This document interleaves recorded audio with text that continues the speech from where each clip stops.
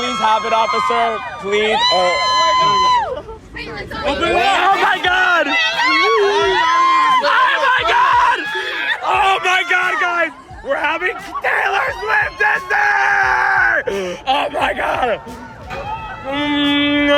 We're all so excited! Oh my God! Fans at the Taylor Swift and Travis Kelce wedding.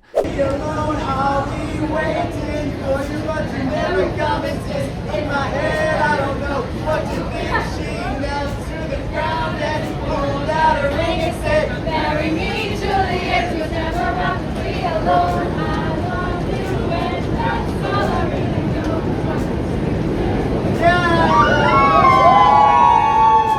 An abomination of epic proportions. Thus, what do you think about Travis and Taylor?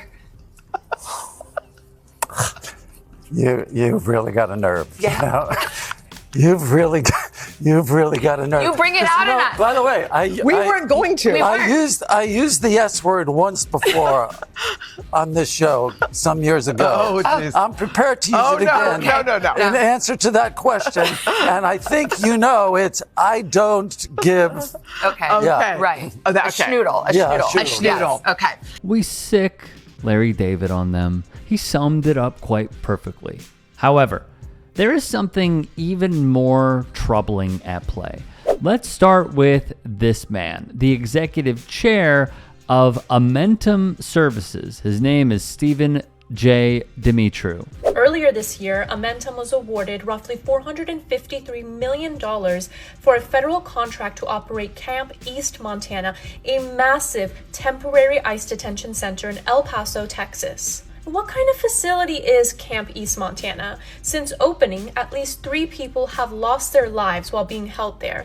These deaths have prompted calls from El Paso officials for a federal grand jury investigation. Inside Camp East Montana, I've heard about a pregnant woman in her 3rd trimester was not getting adequate prenatal care. I heard from family members about a man who has diabetes who is not getting his diabetes medication. What I saw here was horrific. We've become so comfortable with people who profit from human suffering that they can attend one of the biggest celebrity weddings of the decade. The people that build wealth from these systems that separate families and detain migrants shouldn't become invisible simply because they wear a tuxedo instead of their uniform. Then there is the fact that she did not voice any opposition to this. I would also love to hear the reasoning of why she has not come out and told the Trump administration to stop using her music, as dozens of other artists with far smaller net worths have already done. I would also love to hear why she has not said a single thing about Palestine. Meanwhile, again, so many artists who have a lot more to lose have already done. Actually, I'll just tell you why. Her strategy is to cater to the lowest common denominator and to not say anything that would potentially upset her fans that are on the left, but also her fans that are straight up MAGA, so that she can continue to obtain and hoard as much wealth as humanly possible. She hopes that if she just says nothing about it, her fans that are on the left will make assumptions and just ignore shit like this. And all of y'all continue to fall for it. It's always eat the rich until it's your favorite billionaire. Now the Swifties will bring up her charity, okay?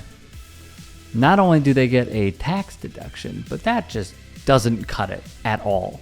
I truly cannot hear one more person bring up the fact that Taylor Swift donated $26 million the week before her wedding, as if it somehow absolves her of any wrongdoing by having the world's most self-aggrandizing, tackiest, and most importantly, critical resource-sucking wedding known to man.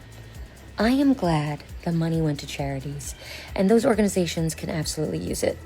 But as a communications professional and person with 2 brain cells to rub together, I know a PR move when I see one. Her team was absolutely trying to get ahead of the negative press by having her donate in a very timely manner here, and it almost makes it worse because it shows they were aware of the concerns around it and did it anyway. Also, somebody's charitable giving doesn't make them immune from critique or discussing wealth inequality. Somebody can donate millions of dollars to charity and still benefit from and help perpetuate a system that concentrates enormous amounts of wealth in the hands of a few. In the end, what they absolutely hate is being compared to, I'll let a former Swiftie tell the Swifties of that comparison. Here that is. I already see the discourse starting, so let me just put the debate to bed right here and now.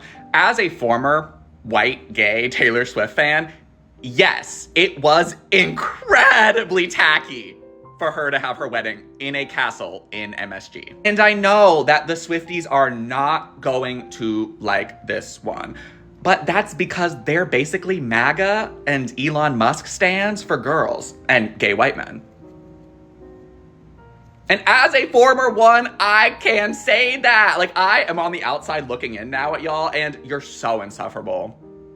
You're so insufferable. And because you know they filmed that entire wedding, and they're in the process of editing it right now to release it on a direct-to-streaming, purchasable wedding of the century, available on Disney Hulu. Like, I even saw Swifties commenting saying, she can do whatever she wants. This is the American royal wedding.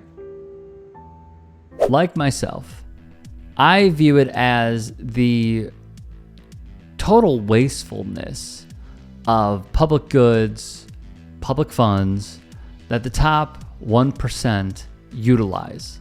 This is just one of the worst examples of it. Controversial opinion. I think this is a dramatic misuse of public resources. Sorry, I'm saying it. I think it's insane. It's a bad look, heightening the contradictions. It's showcasing once again that no matter how beloved a figure you might be, if you're a billionaire, you're still a billionaire, and you are going to do billionaire. This is a glaringly obvious example of that. It's straightforwardly a flex to be like, yeah, I can do this. And I kind of think it's a little tacky. It's giving Marie Antoinette. It's giving let them eat cake. Yeah, it's also crazy because it's like she's doing it so close to when Trump did it. Hassan, they just want their wedding to be private, tired face. In Madison Square Garden, in the middle of New York City. I think most Swifties will probably look at this and be like, this is supposed to be your iconic moment, but this is a little wild. Right? Can we say it's a little wild? This is maybe a bad look. No, they cannot. If only the Swifties saw it for what it is. Via Zach Berger on Threads. Taylor Swift and Travis Kelce can have whatever massive celebrity wedding they want. Fine. But if New York City is closing streets, assigning the New York Police Department, rerouting traffic, and managing crowds for a private event, they should be billed for every dollar. Private wedding? Private security. Public resources? Public invoice. No special treatment for billionaires. And this is exactly how it should be. I'm not really sure how to reach this fan group because they are obsessed with this woman. They follow her every word. They are, in my eyes, to some degree, at least with the total fanatics, cult-like in their behavior and their approach to someone they view as a god. But if there's any way to find that wedge and separate, it could potentially be this. Whether it is ICE contractors or the fact that we are subsidizing, to a large extent, this charade. Hey, I appreciate you watching. Now, if you can, please do become a channel member by going to youtube.com/TYTsports and clicking the join button. If that's too much for you, you can just go to tyt.com/join to become a member. It helps all of us out here at the Young Turks and keeps our network afloat. In addition, you could follow me on my socials on Twitter, Instagram, and TikTok. Appreciate the love. Have a great day.